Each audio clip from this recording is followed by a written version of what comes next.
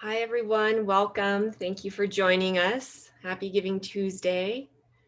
We're just going to give it an extra minute or two as people roll in. So we'll get started in just a minute.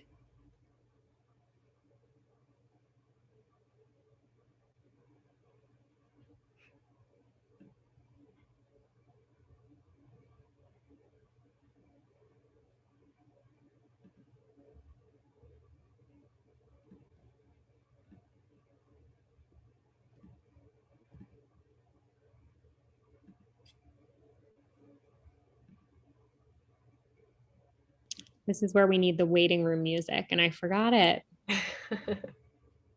Some smooth jazz would be so nice. There you go.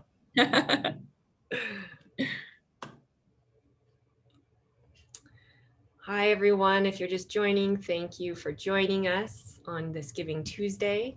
We're just giving it an extra minute for a few more people to join, and then we will get started.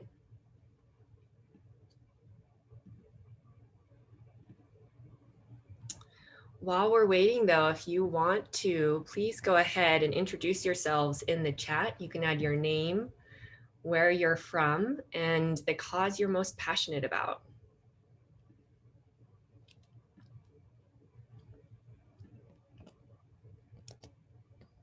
I'll just add the prompt there.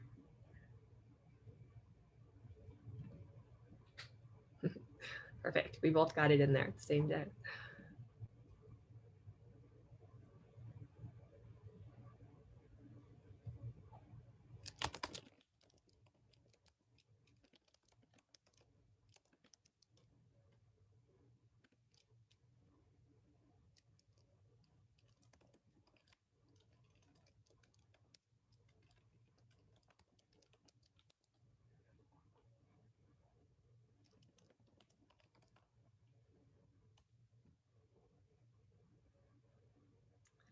Okay, so we'll let people continue to join as they can, but let's go ahead and get started. So if you did just join, please go ahead and introduce yourself in the chat. Thank you so much for being here.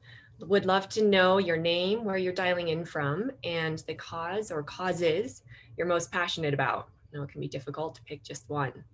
Go ahead and drop them in. Thank you. Some really nice ones coming in over here. As we continue to do that, I'll go ahead and get us started. So, hi everyone, I'm Emily Rasmussen. I'm the founder and CEO of Grapevine.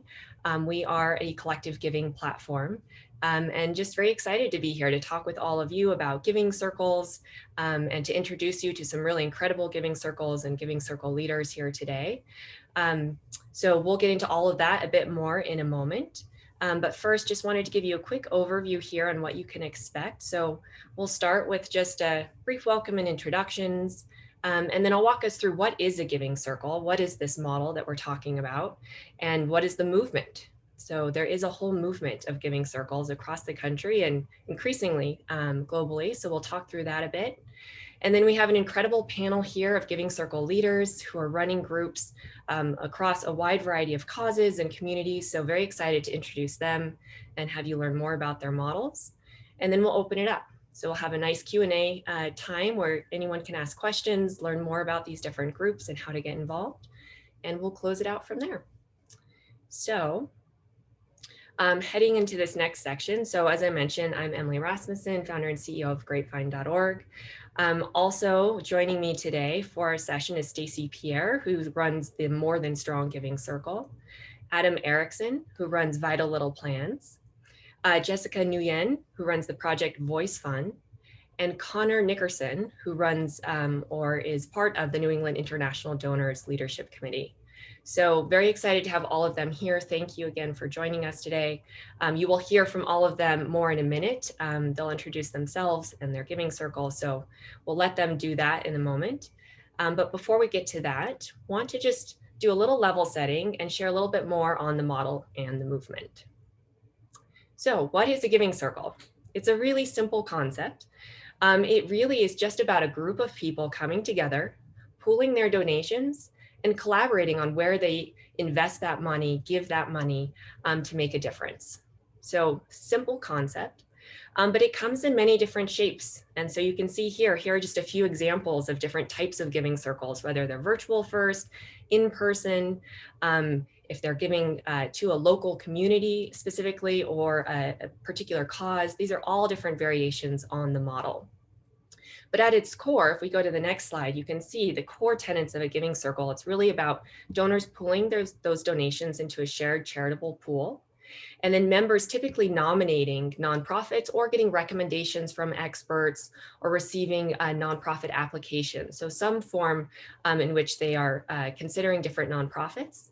And then ultimately deciding which one or which ones, it doesn't always have to be just one, of those organizations to support with their funds. They then grant that money out to that organization and typically repeat the process. So there is a concept of a pop-up giving circle or an event-based giving circle. It can be a great way to introduce the model to new communities and kind of a fun event to bring to different gatherings. But typically these models do repeat. So they might happen every month or every quarter, some cases every year. But the idea is that the community continues to come together, continues to pool those donations and make a difference and a bigger impact together over time.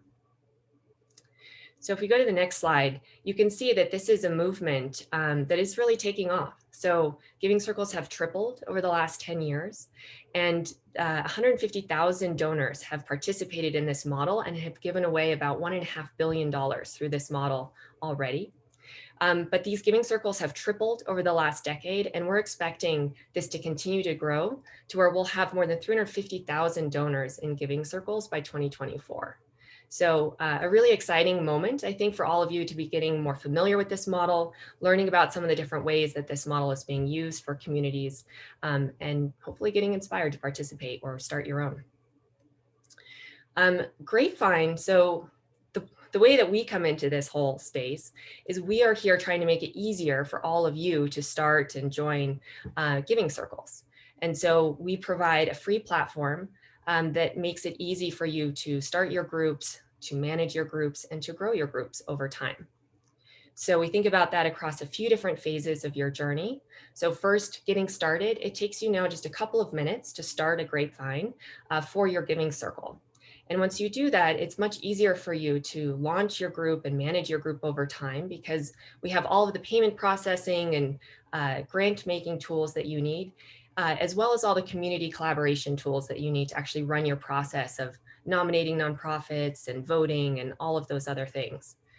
And then finally, we spend a lot of time thinking about how to help you grow your groups. So we found the vast majority of giving circles, and our leaders here today who will be presenting can maybe speak to this a bit, but the vast majority want to grow their groups. They want to have more community members participate. They want to raise more funds to make even more of an impact. And so we spend a lot of time thinking about how we can build tools and features to make it easier for you to grow your group, and also easier for your members to help you grow your group. So that's Grapevine and the core offering that we provide. But beyond that, we're always thinking about ways that we can be partners in the broader movement and how we can help giving circles become more well-known and raise more awareness about the model and more participation. So we recently launched the Global Giving Circle directory with our partners at Philanthropy together. And this is the first ever directory now where you can go and find a giving circle near you, see what kinds of causes they might be supporting, and hopefully find one that you might like to join. Or just get inspired maybe to start your own from looking at these other types of groups that are out there. Maybe we can drop the Giving Circle directory link in the chat so people can check that out when they get a chance. So that's just one of the ways we're helping the movement.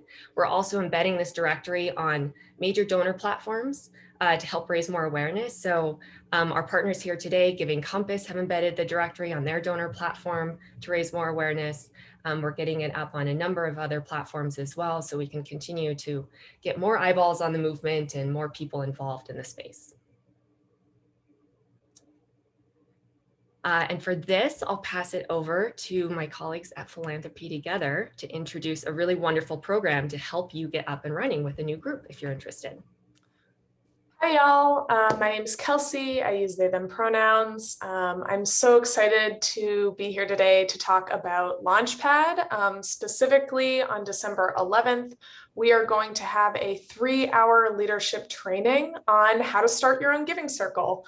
I myself am an alum of the Launchpad program. I actually took it in March of, honestly, I think 2021, but everything has shifted so quickly that it's hard to keep track.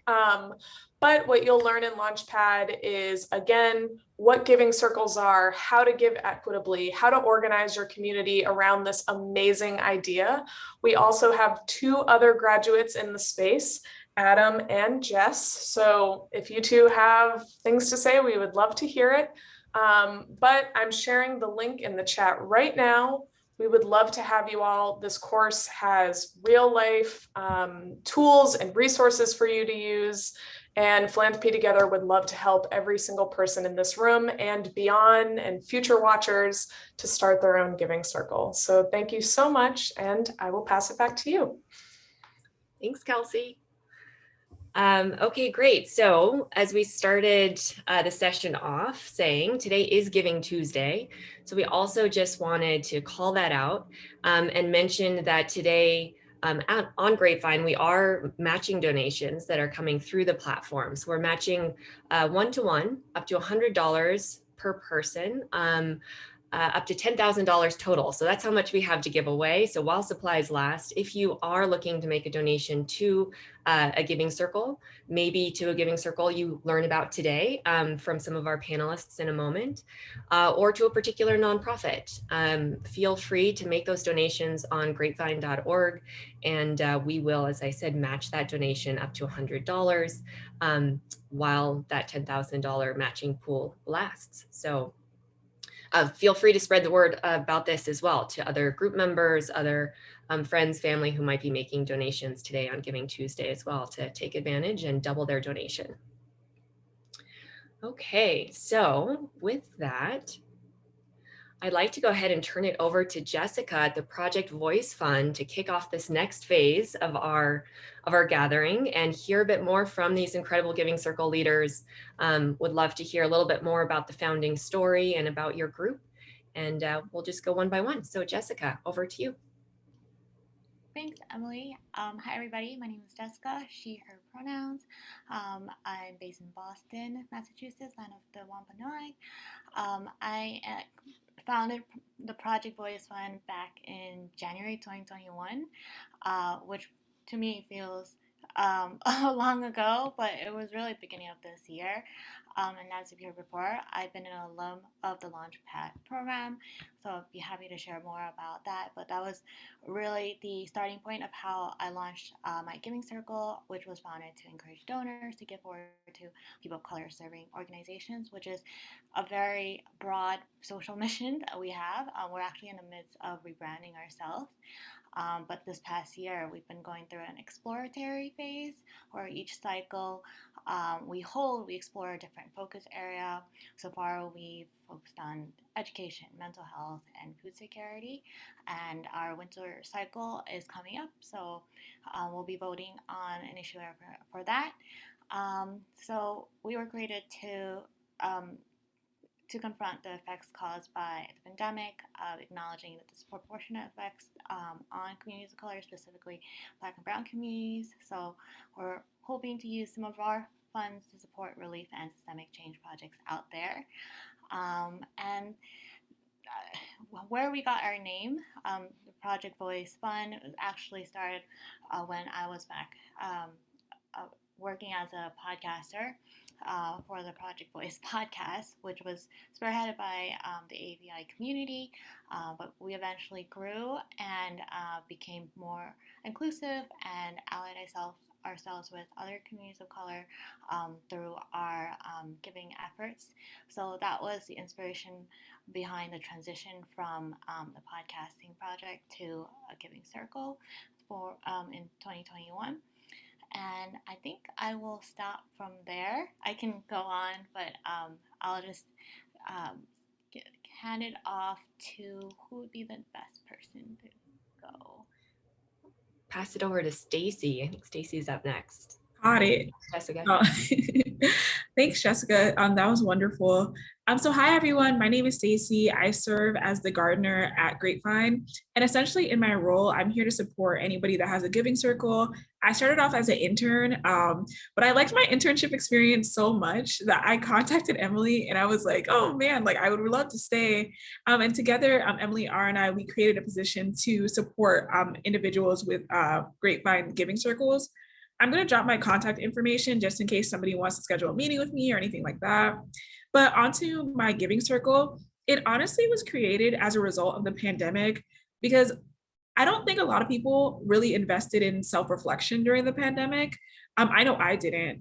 But as a Black woman, we're often told that like we're super strong and really resilient and almost like super women. And on one side, it looks like a compliment, but it's really not, because when you put a lot of these attributes on a certain demographic to be like a token minority or just a strong Black woman or just anything, you kind of take the humanness away from them. And that could be really detrimental to somebody's mental health. So I created this giving circle called More Than Strong to support Black women and provide mental health services to Black women, just to kind of ease the burden that comes along with the identity. There's nothing wrong with being strong or diligent, but I think, there's also some assurance in having some just peace and grace, and just resting a little bit. So I'm gonna pass it over to the next person. Vital Little Plans, take it away. Thanks, Stacy. Hey, everyone. It's great to be sharing a Zoom Square with you today. My name is Adam Erickson. I'm calling in from the unceded lands of the Dakota people, which is also referred to as Minneapolis, Minnesota. And it's with a lot of excitement that I'm here to talk a little bit about Vital Little Plans, which is a giving circle that I formed with 5 other friends who are all artists. So it's an artist collective and a giving circle. We come from diverse geographies, diverse socioeconomic backgrounds, diverse racial and ethnic and gender demographics. And so we all kind of got together during the pandemic. I think this is a theme that you're starting to hear from a couple of the giving circles, but in the early days of the pandemic, when things were still very, very uncertain, back in like April 2020, this group of artists started to talk together, and we started to kind of, one of the things that kind of kept coming up in our conversations was philanthropy. And some of us, like myself, have been on the giving end of philanthropy, so working for foundations or working for intermediaries that are giving grants. And then some have been on the other side, receiving and applying for grants. And all of us had issues with the way that grants were constructed and the way that money was flowing to certain communities and not others. And so we decided, well, we're artists and we're good at creating things. And so we're going to form this circle, and we're going to each contribute 1% of our annual income and 0.1% of our wealth every year to a common fund, and then invite all of our friends and family to join in giving as well. And so for 2021, this is our first major gift year. So we gave a gift of about $10,000 to an Indigenous group in Alabama that's working on reclaiming ancestral homelands and protecting culture and language for their community. And so I'm happy to talk about that or share more. We haven't officially announced that gift, but we will be soon. And we're really excited about it because one of the big themes for us has been place-based. So making sure that communities have the support and resources they need to really kind of make decisions that steer their own future. And this group in Alabama is a really extraordinary effort that we were able to connect with and kind of partner with, and we're constantly inspired by their work. So that's a little bit about Vital Little Plans, and I will pass it to Connor. Hello, everyone. I'm the Director of Marketing and Events at New England International Donors, which I see some familiar faces on the call. But for those of you who aren't familiar with NEED, we are a membership organization for international philanthropists. And we have about 180 members now across 26 states. So despite our name, we are not just New England based, and we're comprised of both individual philanthropists and institutional philanthropists. And the core of our work really centers around that learning and community piece. What makes us so special is that we have really deep bonds between our members, and we cultivate this community through 50 events that we host each year. And since 2017, international giving circles have been a major part of these events. So we host 2 a year, and they're exciting because this is the only method in which we actually allocate grants. And they're designed to enable new donors to become international donors and to help seasoned donors to really learn how to be more specific in the issue areas that they're focused on, and also enhance their partnerships and connections among peers in our network. So since we started in 2017, we have hosted 9 internationally focused giving circles, and they've been on a variety of themes from refugees to human trafficking, clean water, maternal health, racial equity, and many more. And we began them because our members really wanted the opportunity to take a deep dive into a particular issue area, but at the same time, they wanted to be able to get to know their peers who are seeking to engage in the same issue area. And as I mentioned, this is the only way where they actually get to, through need in our organization, give grants to organizations. And they're based on a peer-to-peer learning network model. So they cover a range of issues in varying levels and ways. So every single giving circle we host is different because the directional focus of each circle is really determined by the members of that circle at that time. So as it progresses, it shifts within the theme and really focuses until they're selecting grantees. And this year, for 2022, we have a 6-month learning journey for all of our giving circles. So starting in December, we're launching an Oceans Giving Circle as well as an Indigenous Philanthropy Circle, which are both housed on Grapevine, as we've had most of our giving circles for the past 3 years now, I believe.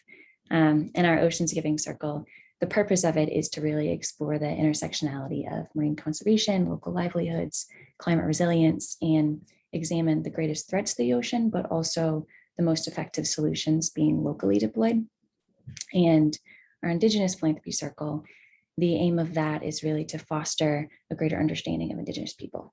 So for funders and philanthropy as a sector to really support and develop and adopt strategies and practices that prioritize funding of Indigenous peoples.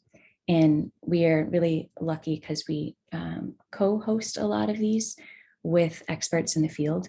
And for the oceans, we're partnering with the Oceans Foundation and Marine Conservation Action Fund at the New England Aquarium to put on that giving circle. And for our Indigenous Philanthropy Circle, we are spearheading that with the International Funders for Indigenous Peoples Network. So it's a lot of information, but that's a little bit about us. Great, thank you. Thank you, Connor. Thank you, everyone. Adam, Jessica, Stacy, it's so good to hear more about your groups. A really nice variety we have here today. So I'm glad we are able to have such a nice mix of types of groups, communities, causes. Many of you, when you just introduced yourself and your groups, talked a bit about how you got started and why you're working on the particular cause that you're working on. But I want to give everyone a chance to maybe share a little bit more detail on specifically how they got started and why they picked the cause that they're focused on, or maybe one of the causes. Connor, like you mentioned, I know you have a couple going, so it's a little bit different, but anything that can kind of ground it a little bit more. Maybe if you participated in the Launchpad program and that was a key part of you getting started, or if you had that one like critical conversation with some of those artist friends, Adam, that really, kickstarted things. What we find sometimes when people are trying to think about starting a group, they love the idea, but they can get a little stuck in that next phase of how to really jumpstart it. So it's always helpful to hear a little bit more about what you actually did to get that group up and running. So I'd love to just start maybe from the top and pass it back to you, Jessica, and we can go through the same sequence here and have you share just a little bit more if you would. Sure. I was recommended to join Philanthropy Together's Launchpad program by Hallie Lee, who founded the Asian Women's Giving Circle. At the same time, I was also running a podcast scholarship program under the Project Voice name. So gauging people's level of giving capacity, seeing if anyone would be interested in getting further involved with being a donor. And under the Launchpad program, I learned a lot about setting a giving circle up, the different ways and how you can set one up. And it was a very organized program.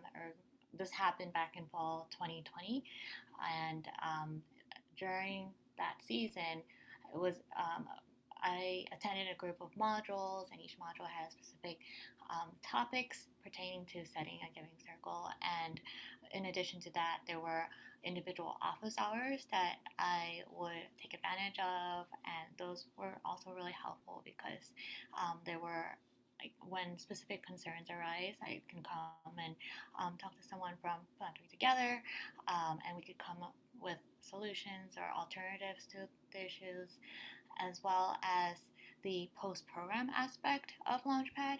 I'm still in touch with the network after having graduated from the program.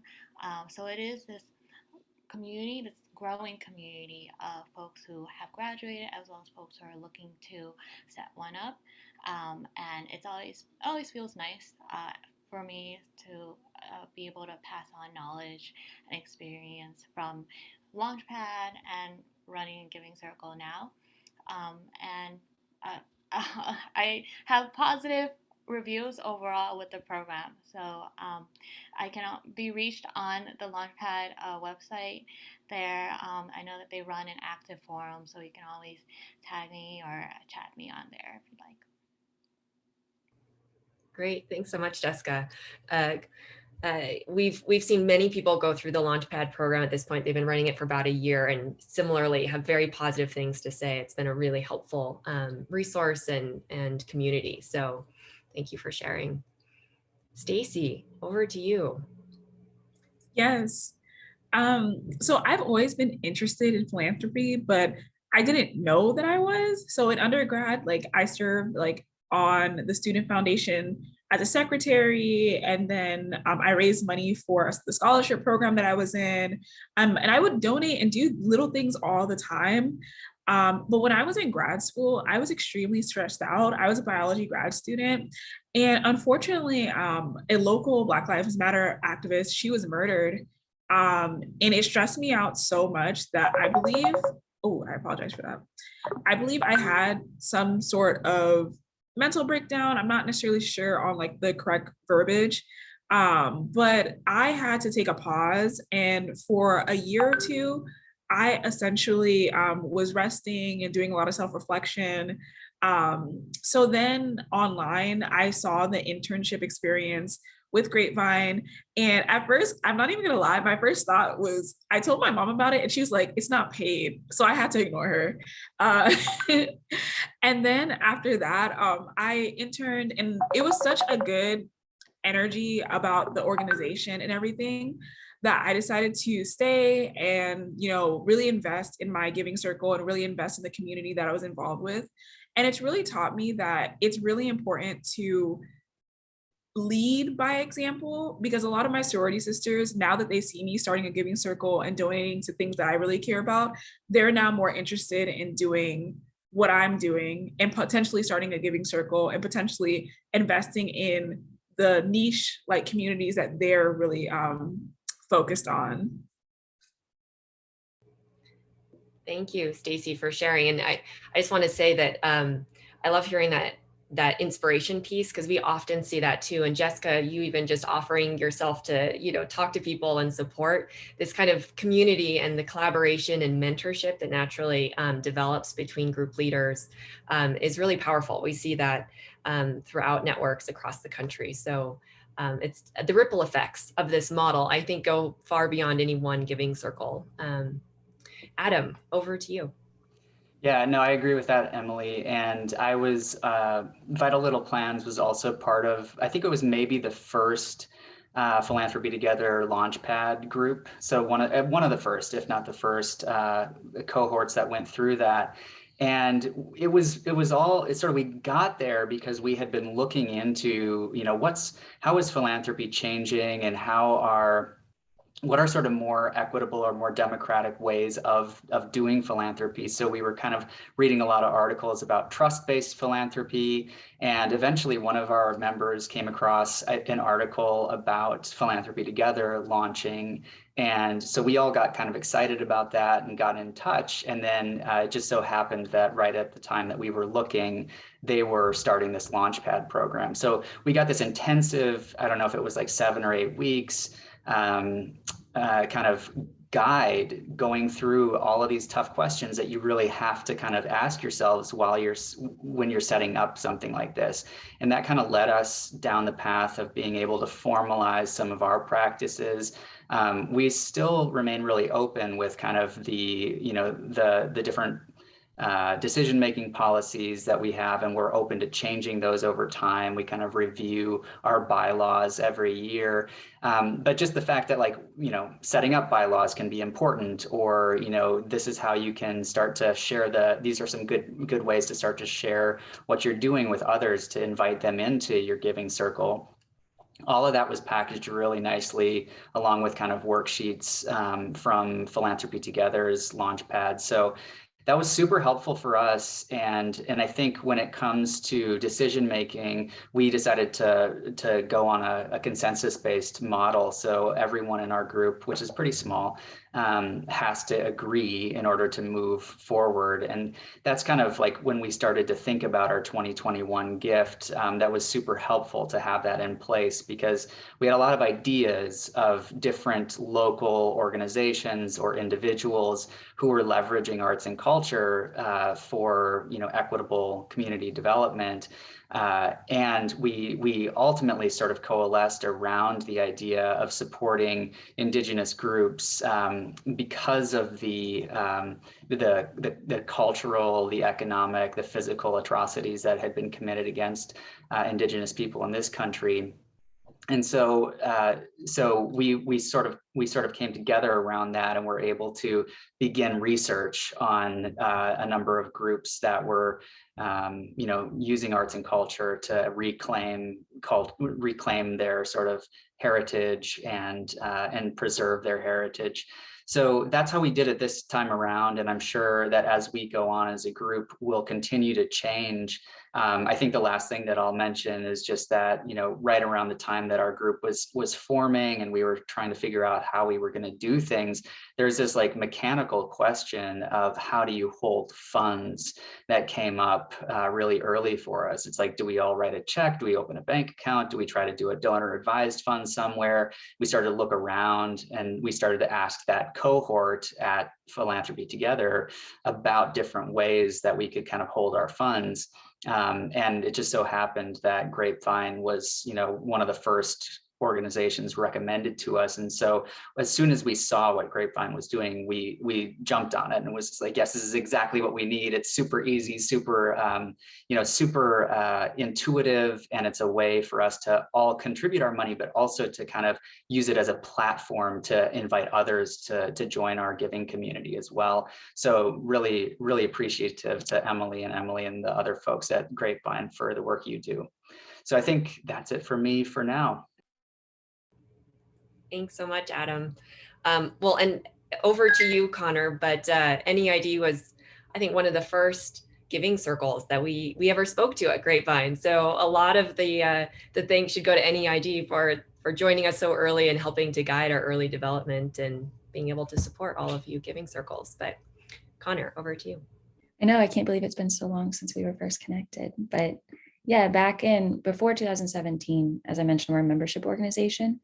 And our members are at all different levels of philanthropy, but they kept coming to us time and time again, wanting help, meeting other members who are interested in the same issue area, or looking for ideas for vetted grantees.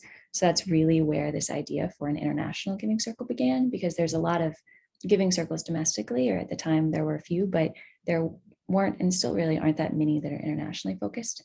So we created them, starting in 2017, just one giving circle we did that year, with the idea of taking a deep dive into a particular issue area, while at the same time really allowing our members to get to know other peers who are seeking to engage in the same issue.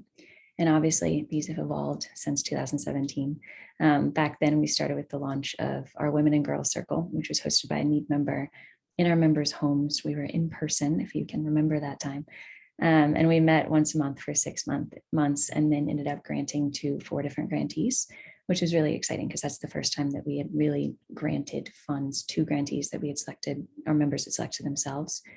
And since then, we have been searching for a way to really create a more robust experience outside of just those once a month meetings where members can connect, share resources, share ideas, and pool funds in a logistically easier way, which is, as Emily said, where Grapevine came in. We heard of you guys a couple of years ago, and it seemed to solve a lot of our problems, which it has for sure.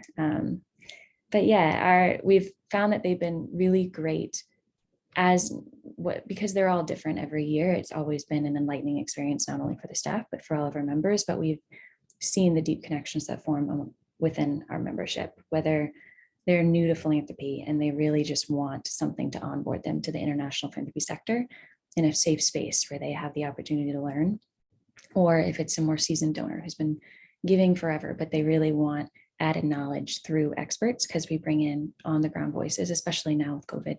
We've gone virtually, which means that we can bring in speakers from all over the world and really gain that exposure to potential grantees and partners as well. But Grapevine has helped us in that it's really remained an intimate and deep learning environment that just provides partnerships and relationships that go on outside of just the Giving Circle 6-month journey that continue and still continue today. So yeah, that's a little bit about where we started. Great, thank you. Yeah, you have some incredible speakers too. I'm always impressed with the amazing speakers and events you put together for your community. Thank you for the plug. Yeah, no, it's true. Good. Well, thank you all for that added context. I'd love to take a moment now and just have everyone maybe think a little bit about some of the impact that you've created in your community through the Giving Circle, and share a little bit on that. So maybe just highlighting a nonprofit or a few nonprofits that your Giving Circle has supported or is thinking about supporting, and if there's a story of the impact that's been able to have on your community or on the cause of your choice. That would be really helpful, I think, for people to hear. So maybe we could go in reverse order on the way back. Connor, do you want to kick us off this time? Sure. Okay. So since we've been going since 2017, we have supported, I think, 40 grantees and given over 450,000 since we began. So lots of nonprofits to cover, some which may ring a bell for you guys: Dandelion Africa, Refugee Protection International, Yared, Beautiful Day, Amrita Bhumi Agroecology School, Indigenous Environmental Network. There, I have if you want the link, I can add it into the chat. They can give you a full list on Grapevine, your great resource page. It shows everyone we've granted to. But through our circles, we support initiatives across the globe. So a couple examples: we funded workforce training for hundreds of boys in Kenya, or we improved long-term access to clean water in Sudan, or through our maternal health Giving Circle, one of the grantees, we helped them to decrease maternal mortality in Ghana by enabling an organization to buy 5 more ambulances, because before that they were using wheelbarrows for the moms.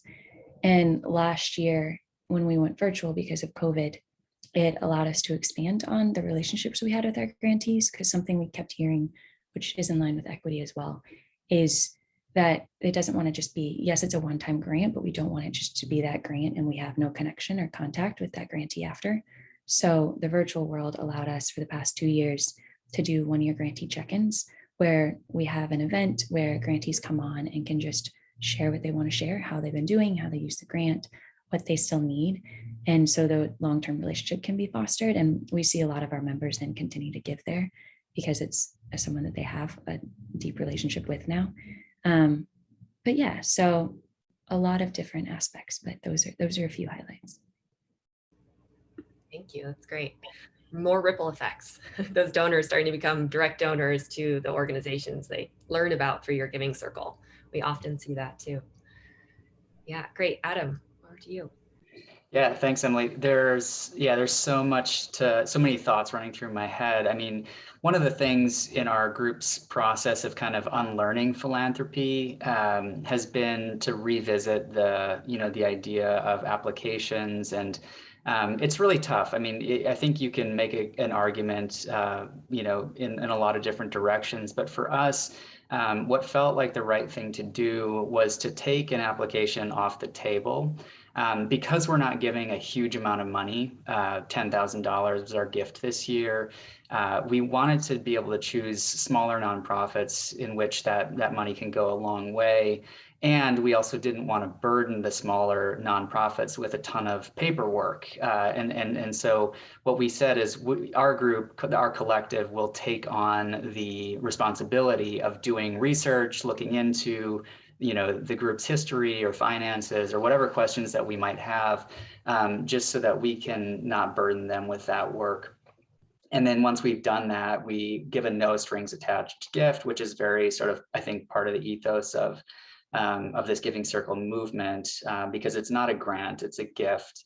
And we're just saying, look, we trust your group that knows a lot better than we do what to do with this money. So that, we're not asking you to put it towards a particular program or initiative.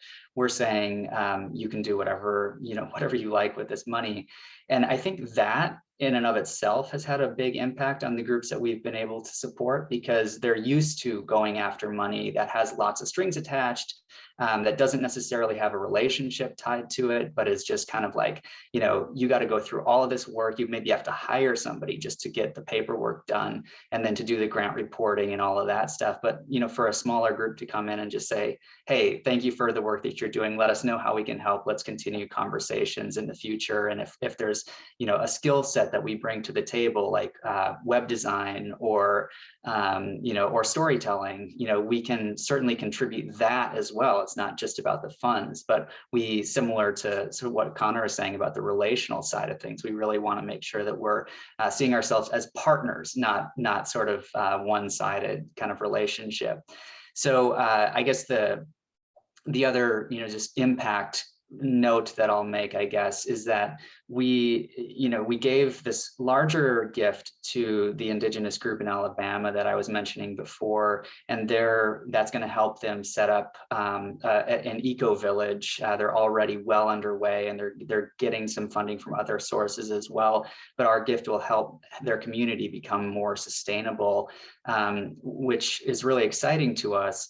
And we were able to also carve out a smaller gift of about $2,000 to help a really amazing collective that's based in New Mexico. I just dropped in the link, the Three Sisters Collective, who's doing all sorts of organizing work in their community and advocacy work and community building, but don't really have like a formal structure. They're not a 501c3 or an LLC, and they currently have a fiscal sponsor. But we said, what we could maybe do, and we had this conversation with them, how can we help with a limited amount of money? They said, could we get some help just figuring out kind of how we should legally form?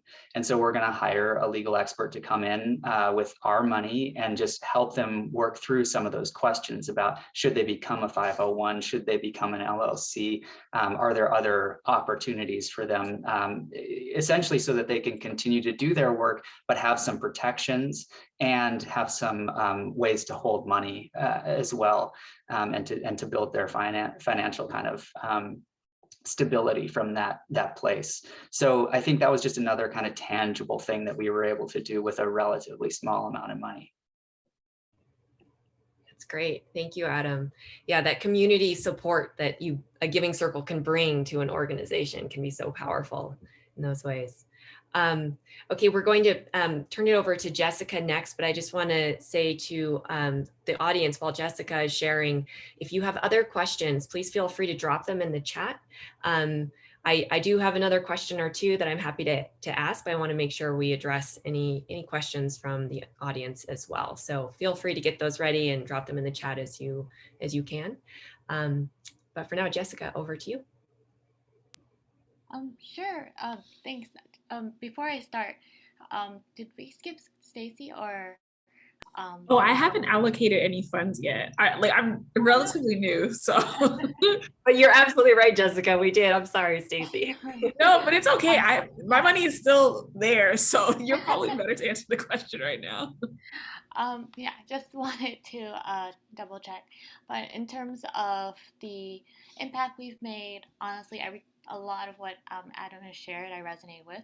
We don't have a formal grant making process. We have a humble amount to give away, so we don't want to make organizations spend so much of their time and resources going through a formal application process. But the impact we've made so far in education, we've donated backpacks to School on Wheels, generating operating support for AALE, which is an API after school education support org.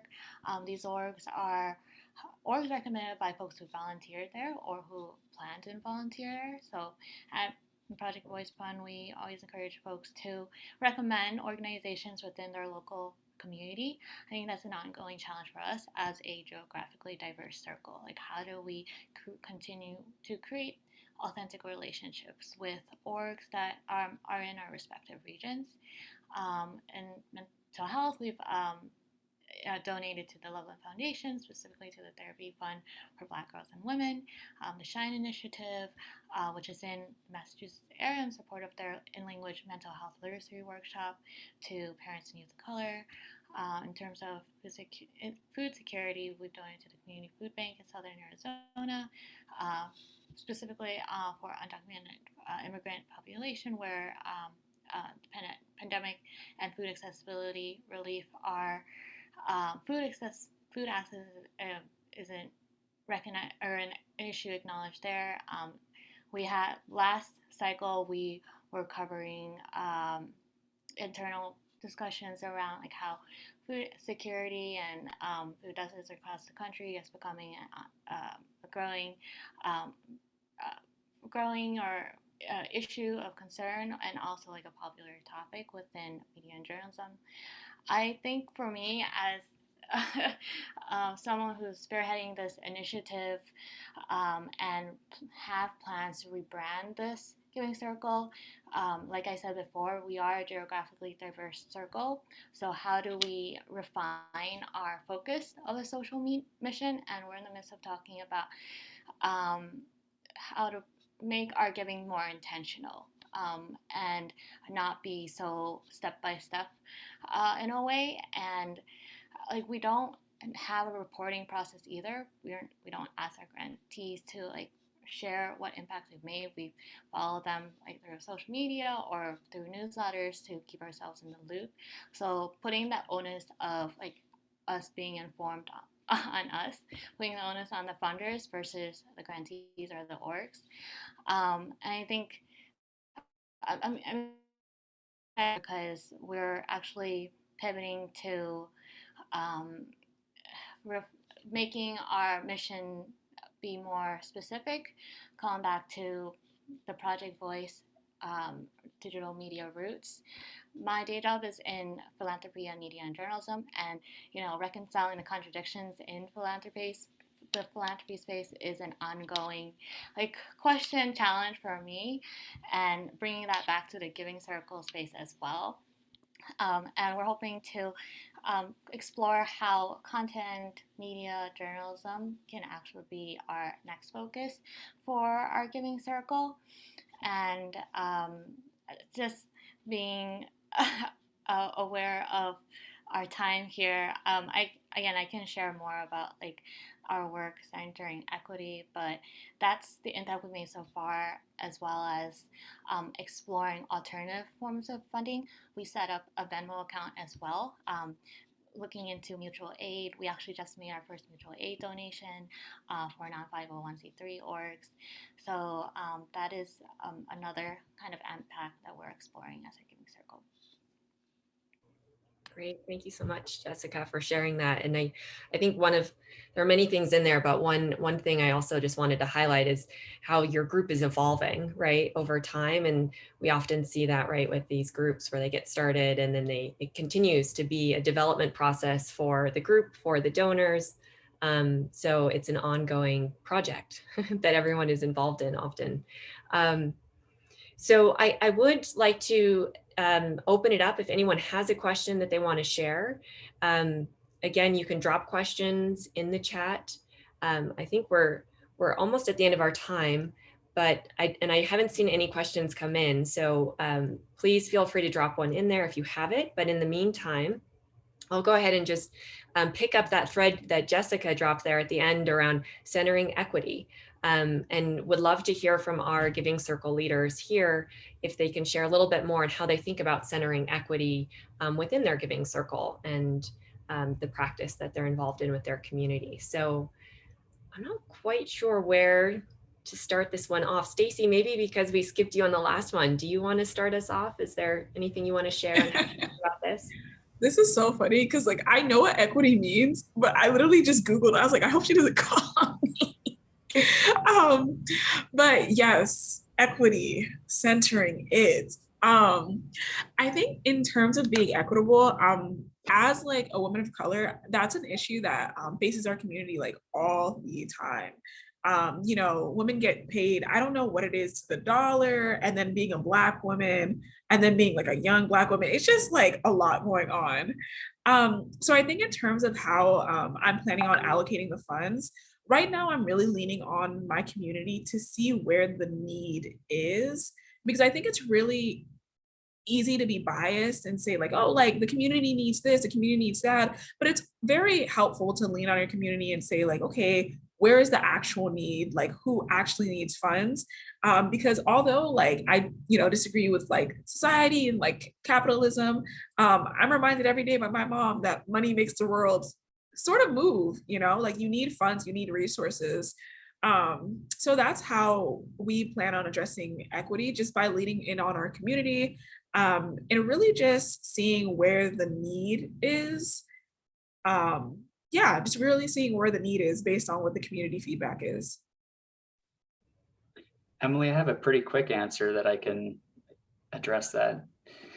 So for Vital Little Plans, like I mentioned in the intro, we're a really diverse group of people. And I think it was just really, so about half of our group is global majority, half is white. And, we sort of, because we decided that in the decision-making process, we were gonna be going by consensus for everything. There's just been a lot of listening and a lot of talking, and I think that's a part of building trust within our group as well.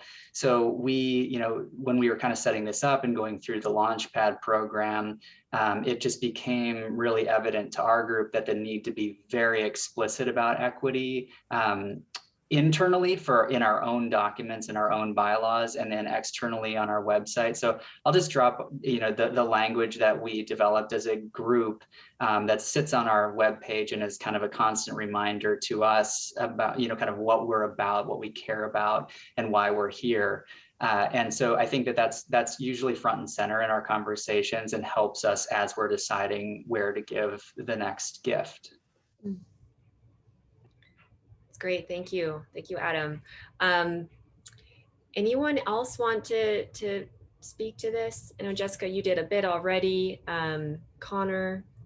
Sure, I can jump in. So we have found that climate change and creating systems of equity really intersects with any global issue you could possibly think of. And as we have done focused on an array of different themes for our giving circles, we really value the feedback we get from both our grantees and our members on how to make them more equitable. So we've streamlined the proposal process. We've reduced the selection process to a few questions or solely member research so that we take the burden and minimize it on the grantees. We've moved into an interview process where grantees can join in whichever language they prefer to speak with members openly about their work. We hosted a circle solely on racial equity last year, and we really try to center our circles around that peer-to-peer learning model. So bringing in voices on the ground is crucial for that. And this year, we chose to focus on oceans and Indigenous philanthropy because both issue areas within international philanthropy represent frontiers where so much can be learned about how to support climate mitigation and resilience, diversity and inclusion, local knowledge, voices, and leadership, particularly the Indigenous worldview, because it has such valuable lessons for how to be more inclusive and to take care of our planet. So we've we've tried to encompass it in all. And then when we do have something that we weren't as equitable as we should have been, we really try to listen to grantees and members to improve for the future. And so that's another way that all of our giving circles each year are a bit different, but yeah. That's great. Thank you. Thank you all for sharing. I think many different approaches and ways of thinking about it, but it's clearly a part of all of the work that you're doing. So we're just about at the end of our time. So if people have any other questions, we'll be sharing our contact information. Feel free to reach out. We'll be happy to answer questions and follow up. And just want to leave you with a couple of quick notes as we part today. So I hope that you heard from I know that you heard from some very inspiring Giving Circle leaders and about some really incredible work happening. If one of those groups is interesting to you, please do go to grapevine.org, check out their giving circles, reach out to us. We're happy to connect you, and consider joining one of their groups or making a donation to one of their groups. If you are inspired by the conversation, have ideas of a group that you might want to start, absolutely, reach out. Again, if we can be helpful, think about in thinking about how you might get started with your own group. And then if you're looking for another group to join that's maybe around a particular cause that you didn't hear about today, or in a community that you didn't hear about today, go to the Giving Circle directory. Global Impact has it. Global Impact and Giving Compass. You can go to the Giving Compass website and check out the directory there. Search for a Giving Circle near you or that's working on a cause that you care about, and learn more and see about joining one of those existing groups. So those are a few ways you can get involved. And I will pass it over to Jen to share one more note before we part today. Thanks, Emily. And thank you all for sharing your story. It's super inspiring, and I'm feeling motivated to start my own giving circle. So thank you for all of that you shared today. And yeah, I'm the editor-in-chief at Giving Compass, and I just wanted to do a quick plug to just say, if you're a donor, if you're kind of just starting to dabble in philanthropy, or you've been doing this for a while, we are a resource for individuals specifically who are looking for more information on just learning about issues and different issue areas. We have topic guides, and also we can also help you connect with others and obviously ultimately give. So that is one more resource hopefully to leave you with. And like I said, thank you to all of you. It was a great conversation today. Great. Thank you so much, Jen, for having us. Thank you, panelists. Adam, Jessica, Stacy, Connor, wonderful to have you. Thank you for sharing your story, and thanks everyone for joining us. Happy Giving Tuesday. Take care.